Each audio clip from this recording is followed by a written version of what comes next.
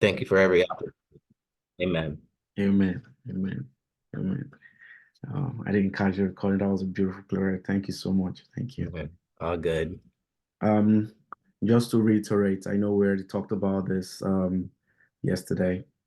So this is gonna be this is like an interview session. This is gonna be shared with my class, and also this is gonna be posted on YouTube eventually. So this is going to be for learning. And whatever you say, I know that a lot of us are going to benefit from the wisdom that you bring into chaplaincy, from the knowledge and the experience that you've had over the years. And please, I would like for you to start with, introducing yourself and giving us a brief background about yourself. Absolutely, man. Yeah, so I should start by saying I know we're in an academic setting, but uh, the views expressed by this guy don't represent the entity that he works for. So yeah, realize that some of these answers are going to be personal. By no intent do I intend to go against the Air Force. But disclaimer, right? Just in case I say something that ain't right. But my name is Jay Clark. I'm a chaplain in the United States Air Force. Have been serving in this capacity for almost 6 years now. Um, Before that, was doing it in a civilian setting and working in churches as well. I've been doing that since about 2002. So oh goodness, 22 years or so now. But yeah, man, so that's who I am. Family guy. Will have been married in May for 20 years, two little ones, and love what I get to do. Honored to get to do it. Honored to get to do this work for people who are serving specifically. And I think we'll get into some of that with some of your other questions. But in a nutshell, that's who I am, and that's what I get to do every day.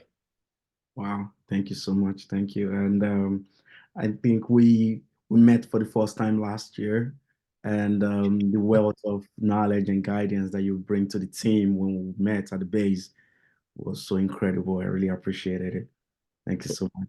Man, I gained wisdom and garnered wisdom and friendship from you as well, and I'm grateful for that time. That was a good time. It was a Awesome. challenging time, but it was a good time. Yeah. Yep.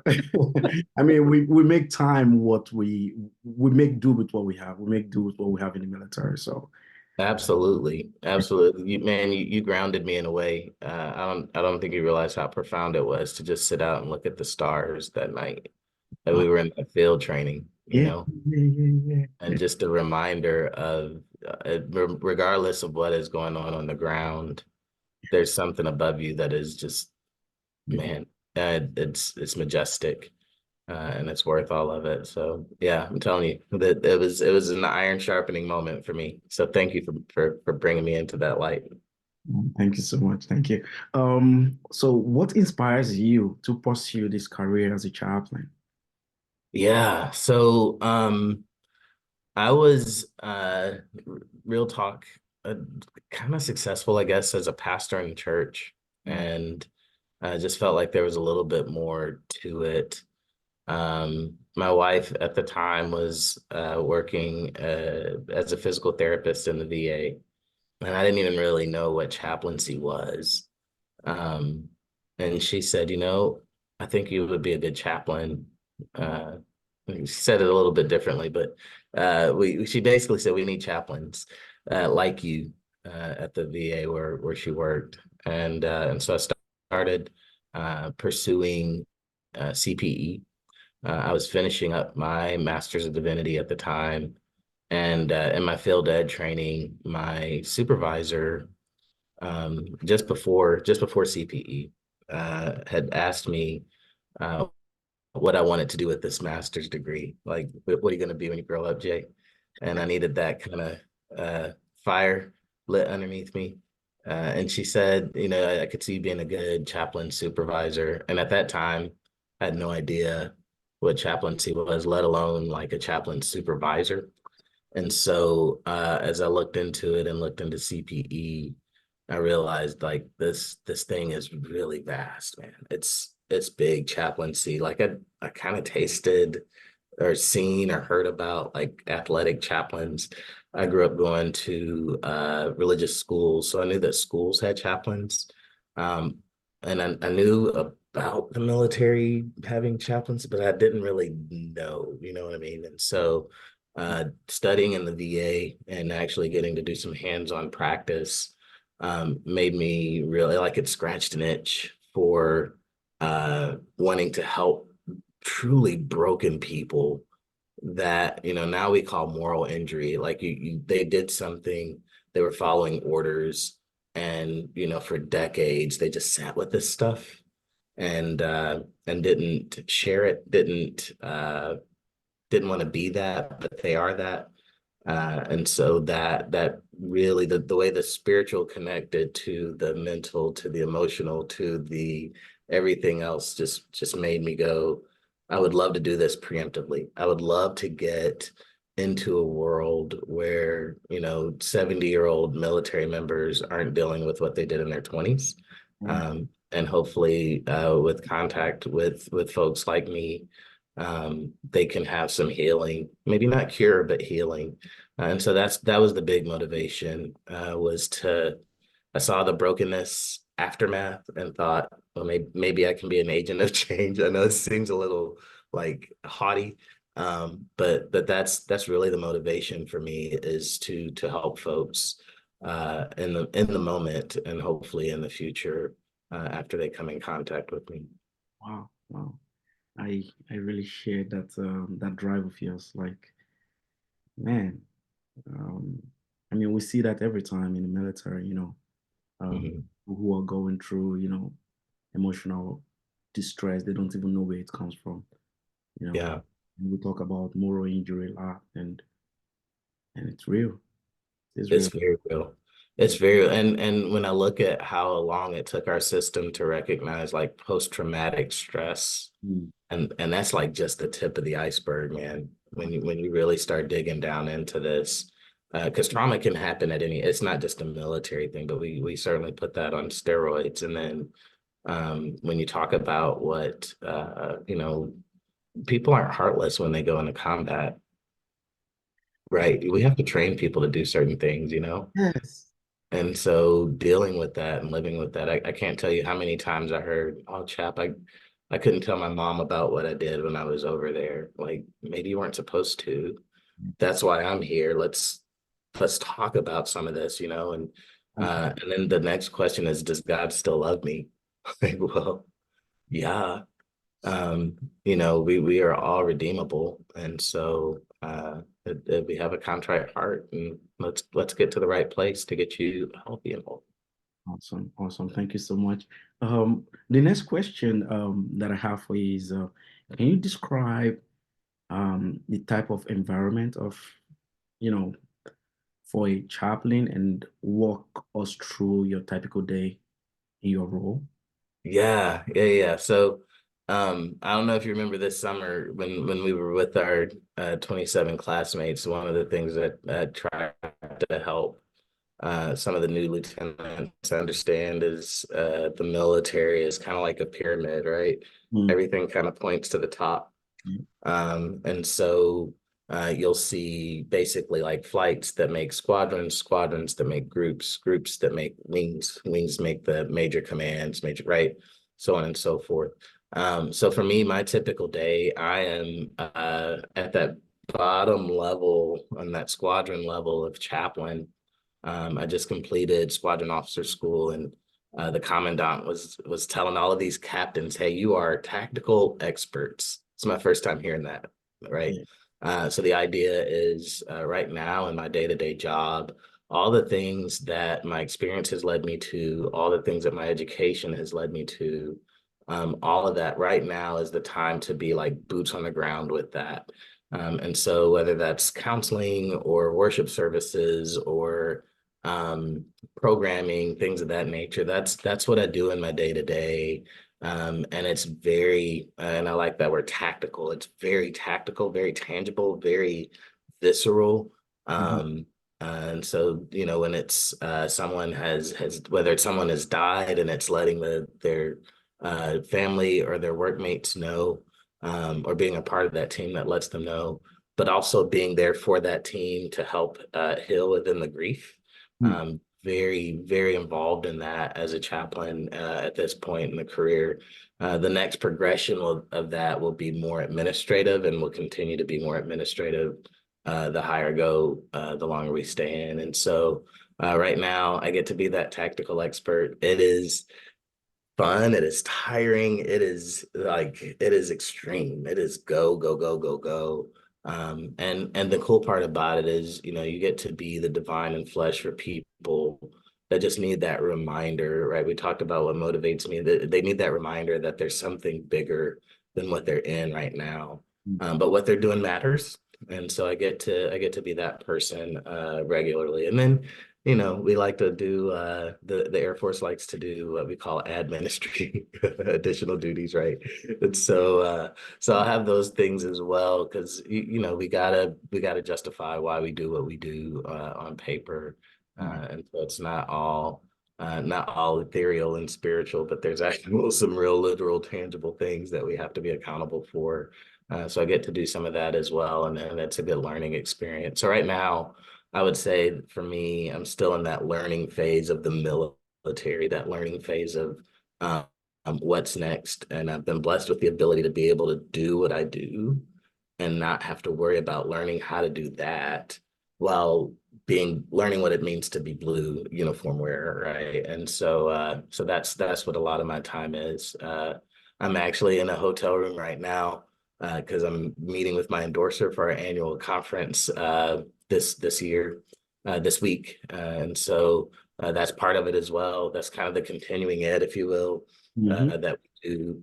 That is by law has to be done, kind of a check-in pastoral care visit for the chaplains. And so yeah, that's kind of the day to day. It keeps us busy, keeps us on our toes. Taking leave is important. So if you don't get away with anything, remember that the government gives you 30 days of leave. Take those. Awesome, awesome. Very good, very good. Yeah, yeah. Um, so how do you integrate sociology and psychology theory into your work as a chaplain? And also would like some examples. Yeah, yeah, yeah. So I like holistic approaches to healing. And I was a family and child studies undergrad at the University of Tennessee at Chattanooga. Shameless plug, go Mox. And so was studying like people, studying systems, studying sociology.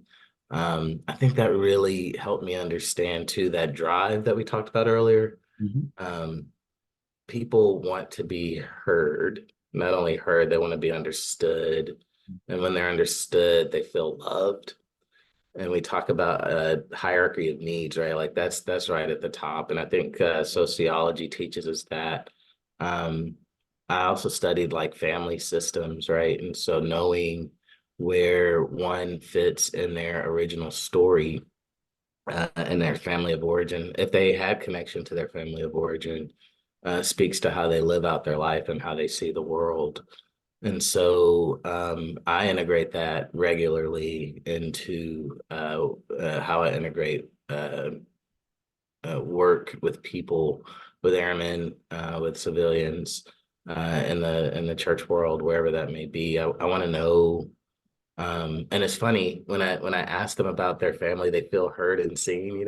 And so it's just like verbal vomit, right? Like everything just comes out. Yeah. But what I'm really doing is kind of data collecting and I get wide-eyed wonder, like, how did you know that about me? Because I can paint a general like paint stroke with you're a middle child, and this is the way people perceive you and your family, and this is the way you perceive the world because of that and the struggle is real, right? And here's the way that is going to play out for the rest of your life, unless you're not aware of it. Be aware of what you got.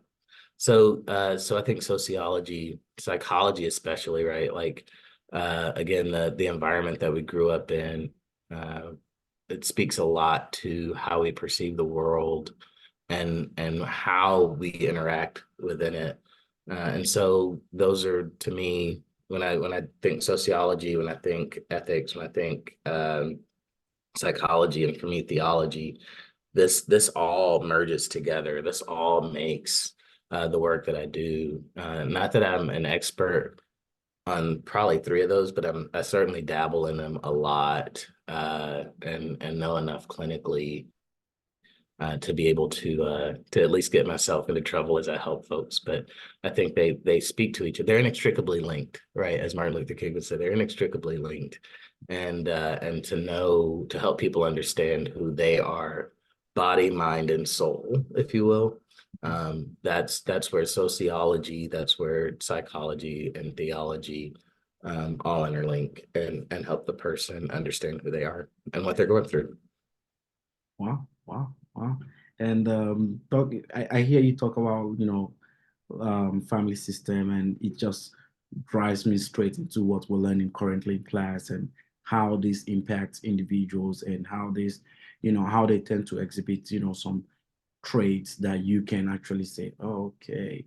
Yeah, Sometimes you even see the triangle that's going on with the family and how yeah. it has come to, and and that's a very, very good lesson. And hearing you talk about it makes it even more real for me. Like, oh, this is gonna happen to you too, So Yeah, so um facts, man. Yeah, it's crazy.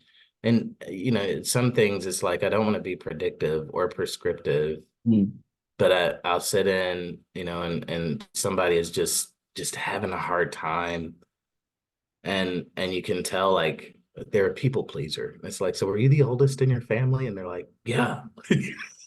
Like I'm not a prophet. I don't, I don't have tarot cards or anything like that. But I can tell that there was something innate in you that wanted to please your parents, fine. right? And then it started like you can just see the lights go off in their head, like mind blown. Okay, so I'm trying to please everybody. Okay, then from my perspective, like, and where is God in that? Is God pleased in what you're doing? Mm, And by the way, God is pleased in what you're doing because you're still living, you're still going, you're right. And they need to be reminded of that, right? Um, yeah, I'm glad that it's you're yeah. seeing this firsthand, man, and you're gonna see this as a dad. You're Oh, gonna be oh. reminded of this as a yeah, it's real. It's very real. Do you have like specific example for a time when you have to, um, help someone navigate situation like this? So I'll give a broad And you one. don't have to be like, you don't We've have had to be very specific because I know the oath we take and all that. So, Yeah, so, yeah, yeah. You're speaking of it. So as chaplains, we have to be confidential, maintain confidentiality and privileged communication. So nothing, hopefully, will ever be attributable. So we, at my current installation, during the height of the pandemic, realized like um, we understand the safety of lockdown, mm, and isolation and all of that, right? Like, don't at the beginning of it, it was don't spread, like slow the spread. I forget what the exact words were, but basically we wind up kind of being in family pods. But at the same time, like in the social world, so many things were happening to Black and Brown people that it was causing an uproar. And to navigate that, we're in a space safely was quite the challenge, right? So there were a lot of concerns that we had. Where I was specifically was kind of a hotspot, not only for at the time this new disease that was coming, but also for how do we educate our people on what protest looks like, on what being heard looked like. And so I had a unique opportunity with the commander to create a space where people can be heard by someone that they perceived matter, the commander of the installation. And so we would have what typically are called sensing sessions. We called them hard talks though, because we didn't want it to feel like just a fruit-proof sensing session, but any good sensing session anyone came out of, Mhm. you kind of go, man, that was a hard talk. And everybody felt heard and educated and all of that. And so we spent probably 3.5 years consistently. If it was a duty Thursday, the commander or somebody from their office was there. Myself or somebody from my office was there, and then someone from the EO office was there as well.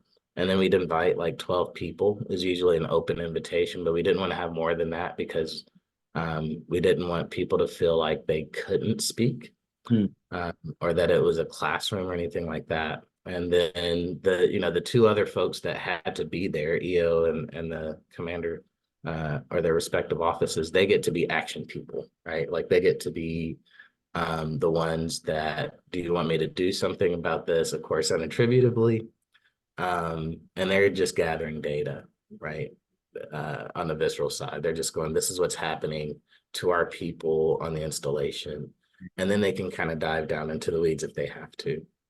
And my role in that was to keep it a safe space, to keep it civil, to make sure that and we had this a number of times. Somebody that works in this office that's having this problem is really in the same room, literally speaking their angst out, and Yeah. then realizing like they're in the same boat. Like this isn't my enemy. We're just we're trying to attack this from a different point of view. Right. And so having it kind of turned into like this court of wisdom, if you will. Like, Mm. have you seen this person's point of view? Well, no, not really, not from that perspective. I just know we have to get this job done. Mm. And they're going, I know we got to get the job done, but I'm still a person. Mm. And they're seeing personhood in one another. Those aha moments were absolutely great. I wish that I could continue that on and do that the rest of my life.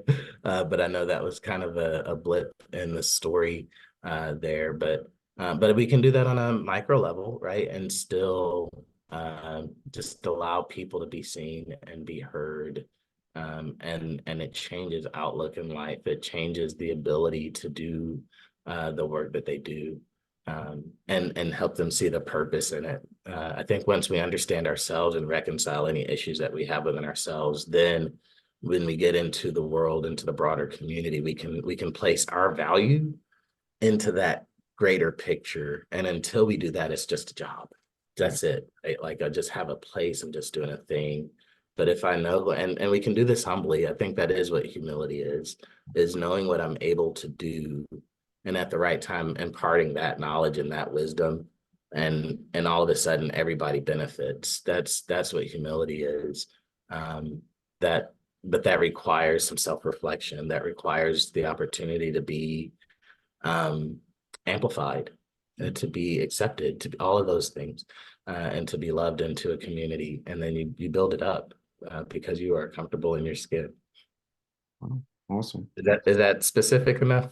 That is, and even you went even deeper, taking it into like, a broader scope, looking at the entire base environment and how this is not just affecting one person, but multiple people across the board, and they're all going through the same thing. And at the end of the day, we all need to realize that we're human first. Accomplishing the mission, we have to get that done. However, we need to understand that we're human, and these difficulties, these challenges will definitely be a thing being in the military. So even any part of the world as well. So I really appreciate that. Thank you so much. And that brings me to my question 5, which seems like you already answered it. The question was going to be like, how do you contribute to wellness and happiness of individuals you serve? This is one of it. Everything you've explained actually digs into that. Talking about, can you discuss like specific strategies, in to or intervention informed by sociology and psychological theories, and bringing leadership into the front line and letting them have a one-on-one dialogue with people they are leading. That in itself is, like you said, they're using that process to also collect data. They're using that Mhm. to also look at the morale of the base. How is the base feeling? You know, the our ethics and our guidelines that we give out, how are they perceiving it? How is this Yeah. rules and continued DODs and AFIs, how are these affecting our members, our Yeah. personnels, you know? So and I really, really appreciate that. Thank you so much. I Um, tell you, I'm gonna interject if I can. yes, So the good leaders take that pyramid, right, that we said is the Air Force, and they flip it upside down, mm, right? And they realize that they're just the support system for the work that's actually being done. mm, And and so chaplains have a unique opportunity, man. It doesn't matter what your rank is, if folks know what your job is and what your role is, um, they will listen. And so I've had the opportunity to be with the youngest of airmen to some very senior airmen and the care that's there. But the ones that are in leadership, the ones that are the decision makers, mm, I don't know what it is, and I hope I don't get there. I hope I'm gracious enough if I'm able to get there and in rank. yeah, But to remember that the mission is the people. mm, And if the mission is not the people, then mission be damned, right? And so if we can't take care of our folks, then we can just continue to build machines and let AI do what AI is going to do. Um, but even at that, AI still needs some direction from people. So we right, got to know the people. right. Wow, thank you so much. Thank you. So, Yeah. in your experience, right, how do you approach offering support to individuals from diverse background? Or have you encountered challenges related to culture or religious diversity? And if so, how did you address them? Yeah, man. I love to learn Mm, about people. I love to learn about cultures. Um, I enjoy a good origin story. And so sometimes, and I try not to contextualize it to my experience, right? I think that's where we can sometimes get a little bit lost. Is we're trying to find that connection point with the person, and instead of hearing their story, we're trying to put ourselves into their story. Like there's a healthy time and a way to do that. It may not be at the very beginning. I think at the very beginning, it is, hey, tell me about where you grew up. Tell me about home. Because what I've learned early on, and is people can be from the same town and be completely different. You can have people in the same family that have completely different experiences, right? mm, Where some are very successful and some wind up falling off the wagon. And they were raised in the exact same home with the exact same rules. And so I think when it comes to diversity, realizing that everybody's voice is important, everybody's role is important, everybody's past, especially to them, is important. And so having an open mind and an open heart and accepting those things that they bring into, in our world, into the fight, right? mm, Um, and helping them to even mold that into how it helps the greater good, right? So, because at some point, I have to set something about me down, right? This kid that was born in Detroit, raised in Tennessee, that all of that is good, but how does that help the greater good? mm, And the fact that people know that where I come from and how I'm approaching this, that helps.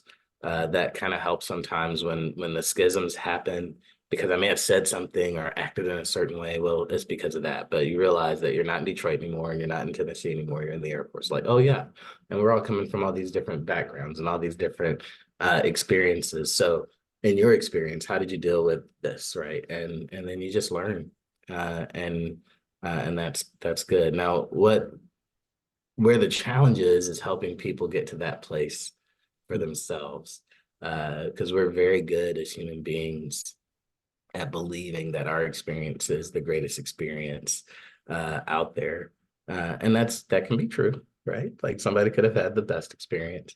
But we have to be willing to hear other stories. I think the greatest strength for our military and especially for our Air Force is the fact that we seek diversity, diversity of thought, diversity of history, diversity of race, religion, gender, all of that. I think diversity brings strength. I believe that in the past it was believed to be a weakness, but when we look at our peer adversaries, they're all homogenous. They Mm, all look the same. They all talk the same. They all, were educated in the exact same way. And I think that will be the thing that limits their ability to think outside the box, mhm, to think into a broader perspective. Meanwhile, we're getting educated on them in ways from various sources, not just from them. And so I think that'll be one of the advantages that we have. Should we ever get into a real conflict with them is understanding. I think our past taught us that we got to understand the people that we're in conflict with and why they do what they do. mm. And then that helps us to hopefully bring about peace and Yeah, peaceful manners. yeah. You know. Thank you. Thank you for that. You mentioned something. I just want to see if there is more in there. When you were just analyzing, talking to, helping people see that their experience, it's not the, it's not like the, talking to people about their experience and how they should try to understand other people's experience, not Yeah. making their experiences like the all in all, you know. So you said, how do you do that? My question for you is, how do you help them see that? How do you help them see that, how do you help them navigate that curve that they already have? Like, oh man, I've been through hell in my life. I've had this experience, this experience, this experience. You can't tell me nothing and all that. How do you help them see that? Yeah, although you have, and that is unique to you, and that's very true, that's very crucial. Guess what? Someone else right by you, not the same thing as yours, but there is also very real to them. How do you help Mhm. them see that, and how do you help them appreciate each other? How do you do that? Yeah. Because that's So your skill right there. there's a couple ways I think of doing this, right? I think trauma can connect people in some very interesting ways. And I think we try to do that in like our training, Hmm. right? We're going to take you out of your environment for 8 weeks and we're going to healthily traumatize you, if you will. Like you're an adult-ish, but Yep. somebody's yelling at you and telling you how to wear a uniform and will yell it out of you. But we're doing it so that you can get out of your context, right? I don't know that in those settings necessarily there's the opportunity to share. So that's one way to do it is to put everybody kind of through the same trauma, and then afterward kind of connect. We do that part fairly well. I think the other piece is creating those spaces because it's again being heard, being understood. Um, it's crazy how if you're not used to hearing and listening. So I think I do a lot of like active listening type of exercises, and I try to exhibit that with people, especially when they're hurt, right? Like so I hear you saying you're doing this in this interview. Hey, I heard you say this. Go back and that, right? Um, Practicing that and helping people to practice that helps them to start opening that with other folks, opening that aperture, right? And actively listening in every role. And then all of a sudden you realize like, we really are in this together. We Yeah, really do kind of experience things the same but different. yeah. And maybe the way that I got over something will help somebody else. Maybe not. Maybe it's just not for them, and that's okay. But I can still hear and maybe the way that they got over something, I can learn it and then help somebody else without them being there, right? So I think it takes time. I think that's your to answer your question. A lot of what I do, like I don't try to fix. I don't try to fix, but I certainly don't try to fix in like 20 minutes. Mm. I realized that this could be a year-long process to have somebody learn how to listen, Yeah. how to accept Mm. what's being said to them by others, how to receive, and how to give. I mean, these are to me kind of some basic tenets of being a human that a lot of us just don't understand for whatever reason. It could be the time that we're in. But I'm also hopeful, right? So I look at past generations, and again, the shared trauma. Uh, when we look at my grandparents' generation, right? Both my grandfathers fought in World War II. These folks considered the greatest generation, right?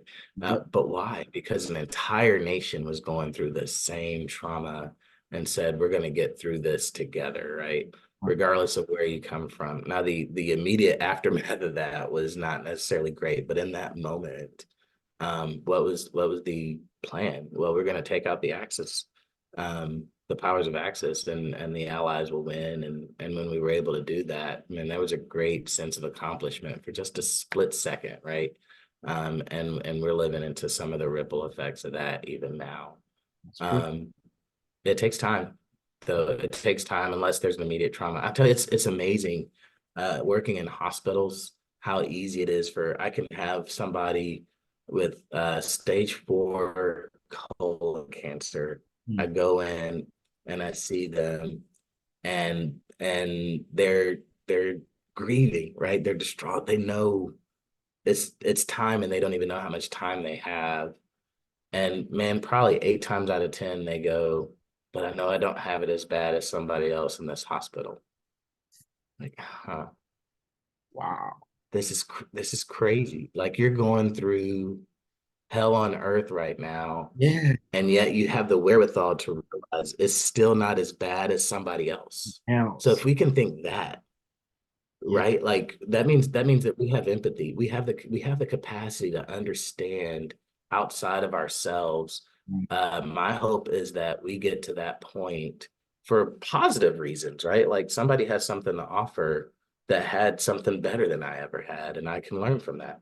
That's- Uh, if we can see that in our bed death experience, mm. deathbed experience, then we can see that in life. And so I love those moments where it's like I may not be the subject matter expert, but somebody else could be, and maybe I can go sit underneath them and learn, or Exactly. or bring what I have to their table, and Hmm. then like this moment here, right? And then we're growing together, man. Yeah. I love those moments. Thank you so much. Thank you so much. I don't know if we should take this as our final question, but I'll Did I run out of time? I'm sorry. no, no, no, no. We're good. So, Nope. in your role, right, how do you collaborate with professionals, such as, psychologists and social workers? Man, so I've been blessed, bro. Like one of my closest friends, my college roommate is a social worker. Um, I I'm not an extrovert, so I don't like try to get to know everybody, but I feel like there's certain people like I gotta get to know. Hmm. And so mental health folks, social workers, um, those folks I want to get to know because I feel like our work is very collaborative. There are times that they realize, hey, we need to just send you over to the chapel Mm. and give you a space to listen. And then there's times like I've told plenty of airmen, like I don't mind listening to you, but there is something medical going on here. Right. I would strongly suggest, right, because I can't order anybody. I would strongly suggest you go to the medical group, and 9 times out of 10, I don't want to be on meds. I'm like, hey, you may not get meds, you may get therapy. Like it may, but this is a medical thing. And for me to understand kind of yes, we work together, but there are certain limits that each of us have within this sphere of care. The only way I can understand that is to be connected with the professionals in that world. Mm. And otherwise I'm just blindly going, just go see a doc. I got to understand what the docs are doing. I got to understand what the sociologists are doing. I got to understand what the social workers are doing. I got to understand EFMP. I got to understand. So I try to circle myself with those thinkers. And you'd be surprised. One of my close relationships right now in terms of psychology, because where are you going to find a psychologist? Uh, they exist, right? Uh, but believe it or not, it's in the EO office. And I get to talk with somebody who is not a professional, but man, we will read some articles and go back and forth, and then we'll run those by the professionals, and they go, "Yeah, you're spot on. These are the trends that we're seeing now. Here's Mm, how you can help." I'm like, ooh, that helps a whole lot, right? We also tie a lot of philosophy into this with our conversations, which helps and speaks into our sociology. And so, for me, the time at the VA kind of taught me that we would have interdisciplinary team meetings mhm, about patients. And in those interdisciplinary teams, right, that patient would have their family member that cares for them primarily, their doctor, their nutritionist, their nurse, their physical therapist, their chaplain, their psychiatrist, psychologist, like this whole team of people that would spend about 30 minutes to 45 minutes talking about how they're caring for this person. right. And I wish we all had that. I wish we all had at least knowledge of, because we may have it to some degree, but at least knowledge of the fact that, hey, there's a team of people, of subject matter experts that know you, that know what you're going through and have a plan of care for you. The cool part about those meetings was the conversations after, right? Like, hey, from your perspective, psychiatrist, how do I need to be a better chaplain for them? From your perspective, nutritionist, how do I need to advocate better for their religious needs within the context of being in this hospital? Like, what are the words I need to say Yeah. to help this person? How do I help them? And it made me better because it made me care a lot more.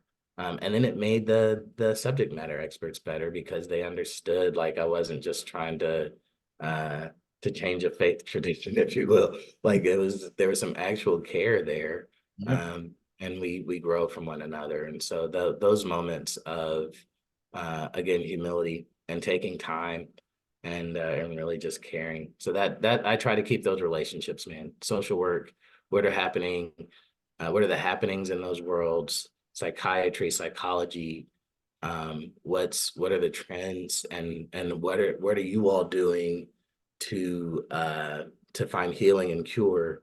Mm, And here's where we come from, and how do these two mesh? Because at the end of the day, we need healthy and whole airmen to carry out this mission. And you come to find out, man, there's some people that really do care, and you get good care, and then you get the reputation of being somebody who cares. mm, And when they say go to the chapel, they mean go find this person because we know that they care.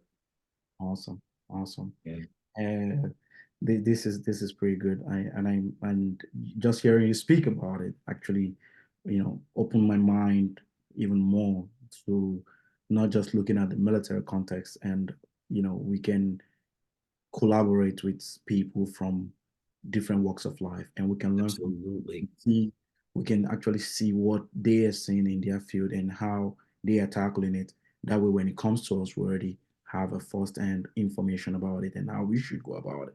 So I think that's very, very uniquely, very, very good.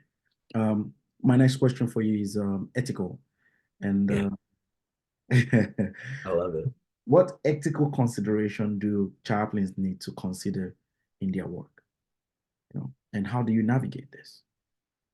Yeah. First one. So one of the charges as a chaplain, and people don't realize this until we get in, Mm, when it comes to ethics, that's actually our charge to make sure that leadership is following ethical standards. mm, I think we have a misinterpretation of ethics. Like, there's different types of ethics, right? But usually when we say, is this the ethical response? A lot of folks are going, is this the legal response? Is this going to keep us out of court? Is this going to keep us out of the news? mm, Right? Like, they're concerned about mhm. that. Yeah. And those are good concerns, right? Don't the very important that we have some standard, but really from my perspective, the military has put that in the role of the chaplain. And so when we talk to leadership, and that's another thing, I advise leadership on ethical matters, on moral and morale matters. Um, this is important, right? So one of the ways that I get to do this very viscerally is religious accommodation, right? We are a very diverse force. We're a very diverse nation. And so when it comes to wanting to get to a certain place a certain way, it's the role of the chaplain that goes, hey, by the way, and I was just in squadron officer school explaining kind of my job. And so the idea is, as these folks promote and they're decision makers and commanders, hopefully they'll know a chaplain or they'll have somebody in their mind when it comes to these questions. But I told them, I said, some of y'all are going to be in a place where you're doing a field exercise, you're deploying, and you have to buy MREs, meals ready to eat.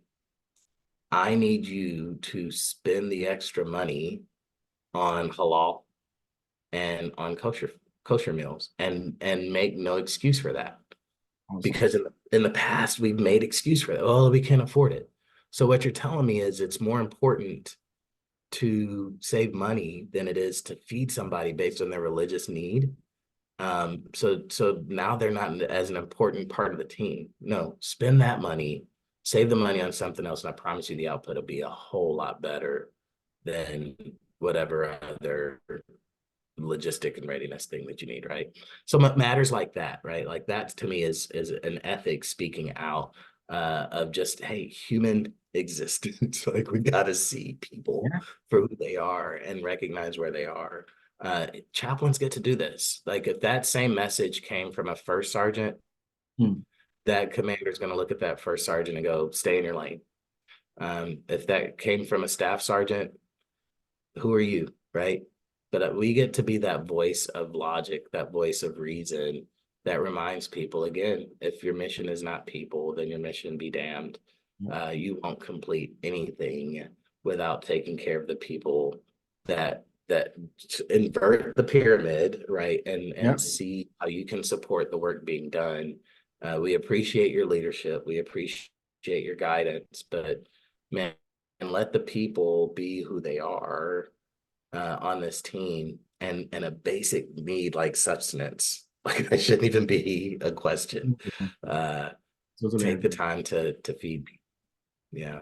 This what you just said hit me to the core, really. Like I could remember back then during my BMT days, when I first joined, and we couldn't find any halal MREs. Like, okay, um, I mean, are we aware that we have people from different walks of life in the military, like Muslim, Christian, Jewish, and all that, even, all walks of life? And why don't we have this?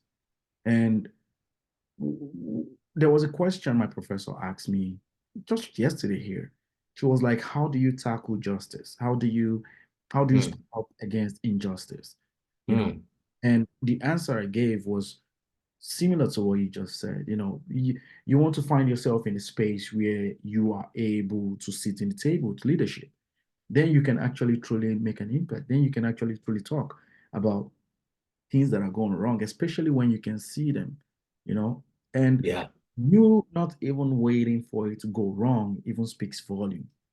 You are in Mm, the class with people who are going to be in, various works, various departments in the military, and some of them are going to be in charge of logistics, and when it comes to making arrangement for things like this, you're already letting them have it in their subconscious that this is important. We have people who only eat kosher. We have people who only eat halal. So put that into consideration when you placing this, when you're making this plans. And that's what we need. mm, That's what we as chaplain do. And yes, really appreciate that. Really, I really do appreciate that. Thank you so much. absolutely. Absolutely. Yeah. Um, One thing I was looking to ask was How has the Air Force treated you personally? How have you enjoyed the Air Force personally? I've been blessed, man. I've Okay. been blessed. Yes, it's stressful. Um, I had a lot of training this summer and this fall. Uh, and I haven't been home as much as I'd like to be. Um, but I'm still here, right? The Air Force had an opportunity to say we don't want you. I think we all have it always has that opportunity with any of us, but my physical biology gave them a lot of reasons to say let's not spend any time on this guy. And I had a lot of advocates that were like, no, let's let this play out. And so again, it has put me in some really unique positions to like I said, speak to the youngest of airmen as they're coming to the base. The first term airmen, I get to speak to them. Mhm. Folks that are moving on to the install, I get to speak to them.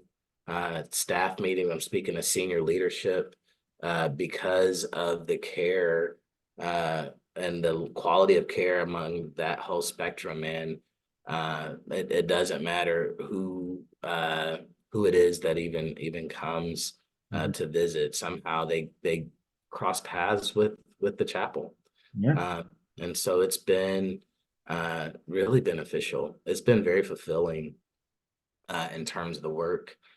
Getting ready to go into some more tip of the spear type of work with the next assignment. Mhm. So that should be fun. Uh, Very challenging in a different way.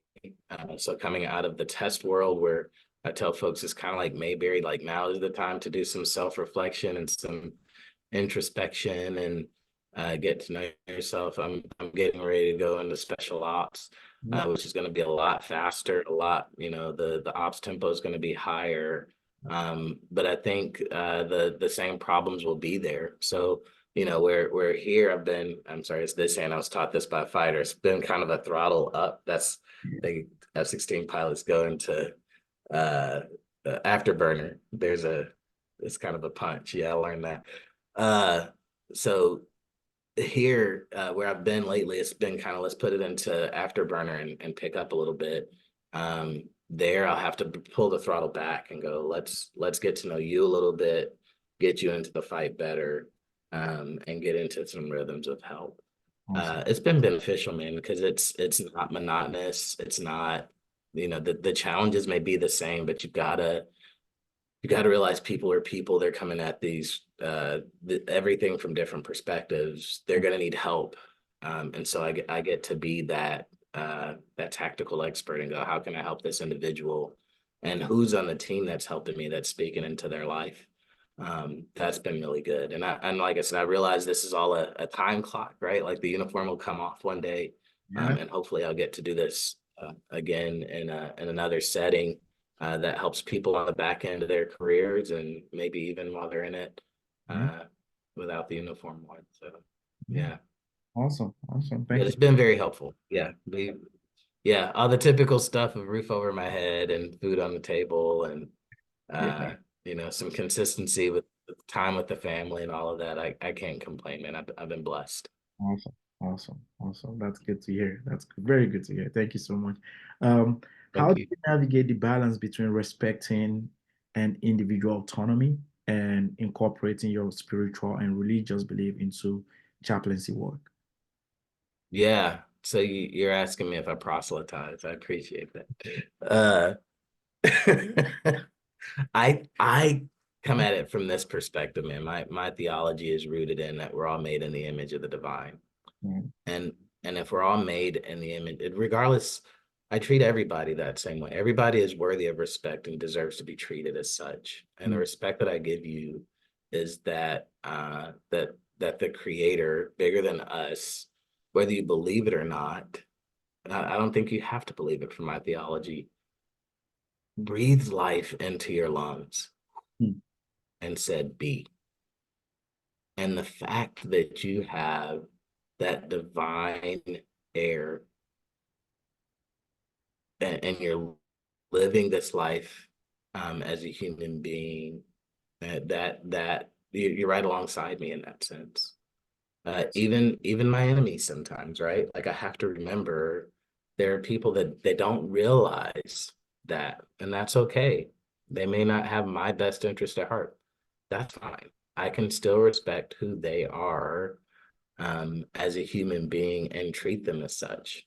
And so there's basic needs that sometimes we forget about. And if we can help them realize that they have access to those basic needs, then I think we're in a much better place to be heard and to share. The old adage is that people don't care how much you know until they know how much you care, and I really believe that too. So I want people to know that I care about them, and then hopefully I'll be able to share some good things in life. But sometimes it's just the helping them know that I care is Mm. all the sharing that they need, and I have to be comfortable with that. Awesome. Awesome. And what you just said actually resonates with me a lot because the Quran also tells us that he has created men and women from the same entity, just so that we will know ourselves.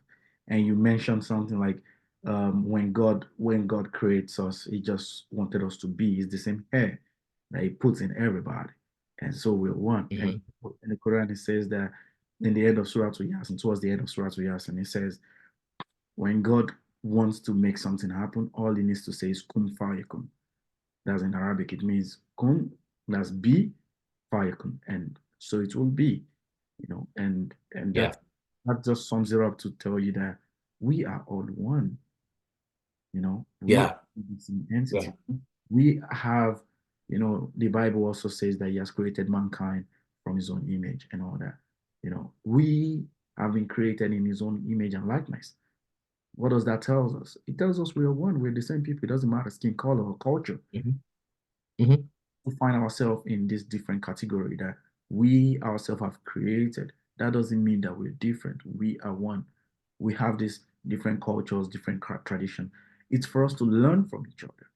And yes, I really appreciate what you pointed that out. And that was yeah, man. At the essence of humanity, mm, we're all dirt, man. So in my tradition, when someone dies, we say from the earth you came and to the earth you will return. yeah. Um, and so, but what makes us different than the dirt is that divine spark. And so essentially, yeah, all one, all the same. But I think it's a blessing of God to say, go experience life in different ways Mhm. and still maintain a sense of regardless of where you're from, you got to eat. Regardless of where you're from, you got to drink. Yeah. Regardless of where you grew up, you're going to need shelter and clothing. Mm. How you express that, that's on you, right? And enjoy life that way. But if you're not getting those basic necessities, if you're not connected to the divine, if you're not having a sense of connectedness to other people, like how do we navigate getting you access to that? I think that's what my role is. And yeah, it's a beautiful thing. It's a lot of work, but man, it's good work. Yeah, awesome. One last question for you. Um, Yeah. what would you have wished that I asked you that I did not? Simply put. Man, no, I've thoroughly enjoyed this. I was telling my daughter I'm getting to the age where people want to know what got me to where I am. Um, and I'll be honest with you, man, I never thought I'd see that day. Um, I'm just a guy, right? And she was like, "But Dad, you're really good at what you do, and you've probably been this person since your 20s." I'm like, "No, you weren't alive when I was in my 20s, so how would you know?" But I really believe that I've experienced some things that are helpful. And my hope is that the good stuff people are able to take, grab, replicate, and continue to spread a message of hope and good. Mm. Um, and I never need to be credited for that, man. Mm-mm. The good for me is having the relationship with Haroon Shab, Oh who boy. I know is getting ready to kick tail in the Air Force and be a force of good. And I know is being a force of good around, and is raising an awesome family, man. Like knowing that there was any sort of connection and impact Mm, into your life mm, makes my life uh, have meaning. thank you. And so, no, I don't. The fact that you even considered me for this, you could have asked me why I believe the sky was purple, and I would have tried to answer that as best I could, just because I want to help, man. I want you to succeed. Thank you so much. So, no, I got nothing that I got no loose rounds. Okay, awesome, awesome. Thank you so much. And to be frank with you, Chaplain, you've been like a, we call you capoeira, and you've been like, Yeah, you bring grounding into our training. And since then, I've looked at you differently. Yes, we're in the same setting, but your leadership quality, your leadership skills that you bring in. I could remember there was one time I would have mentioned name, even if it was me. Someone left their ID on the table, and the way you handled that, man, that speaks volume. That speaks volume. Somebody else will call you out. Somebody man. throw you under the bus and stuff. I was told by a superior officer handle this. And Wow. I was like, he just left an ID. Like I know it's a big deal. I get it. It's a big deal. And if anybody here knows that, he knows that. But Mm, the way that she looked at me and was like, this better not happen again. I mm, was like, I'm not getting ready to put him on blast mm, if that's what you're expecting. And I have replayed that a couple times because I feel like I did put you on blast for a minute because I was like, anybody know where he is? I just need to talk to him, right? So I sent out this blast text message. mm, But then we went into a corner and we talked about it, right? mm. And the funny part, like again, if anybody there knew, you knew the importance of that ID card, right? And it Yes. was, man, I can't tell you how many times I left my card in my computer. Like this is a normal I've left the base without my ID and had to sponsor myself back in. Like it happens, man. It happens. I get it. And fortunately, we're in an environment where everybody is learning. But I was pressured to like she wanted rage and wrath, and I'm like, it doesn't need to be all that. Mm. Um, and the cool part was uh just the summer, just a few months before I had taken my daughter to get her base ID, Ooh, and it was a similar conversation. I was like, hey, there's a lot of information on this card, a yes. lot of your information, my information, and there's a lot of people that want that information, so know where this is all the time. And if a 10-year-old can get it, Yeah. surely Ah, an adult can get yeah. Yeah. it. You're right. You're right. That's And I funny. really appreciate you for that. Really, like sometimes it kicks in my mind and I remember and I see how merciful you were and I see how, you know, how calm and how mature you were about it. And it makes me look at other people because we could see other people do it over during training and I could only extend the same level of mercy towards them. I could only Yeah, extend the same level of care and respect and regard for them and just calmly and respectfully, you know, give them the advice, the spiel, like, okay, this is, and yeah. yeah, Helping people understand the why yeah, uh, behind something, man, that'll change their perspective, and giving them the opportunity to go, well, I'll assume the risk, um, or I get what you're saying, and I won't do that anymore. Like yeah. that, that's to me that basic human need to be loved. We all don't need to be screamed at all the time. Thank I know I don't. you. I Do you don't need have to be. any questions for me? Man, so what's next? So you're headed to the academy Yes, for the summer. you saw Uh, one. Yes. and how much longer you got in school? I should be done by January. January. And then and 2-year commitment in the reserves. I'm thinking to do that, yeah. You're gonna stay in the reserves. I am thinking to do that, but I'm hearing that as soon as I'm done, I might be getting something active. I don't know. Okay. You don't know how you feel about that. I don't know how I feel about that. Yeah. Okay. Well, I'll say it this way. I pray our paths cross and we get to serve together. Amen. Whether you're an IMA for me, or I get to be some backfill for you, man. Uh, I know whatever the path you go, and consider guard too. We forget about guard. I'm sure they need some good Muslim chaplains, whatever state you're in. Mm. Uh, yeah, I'm looking forward to hearing some great things. I'm here. Same here. I'm here. Thank you so much, Chaplain Clay. Really appreciate Appreciate you. Appreciate you, man. Thanks for this time. The conversations are too far between, so I'll do a better job of reaching out to you, man. No problem, sir. No problem. Thank you so much. All right, boss. Sir.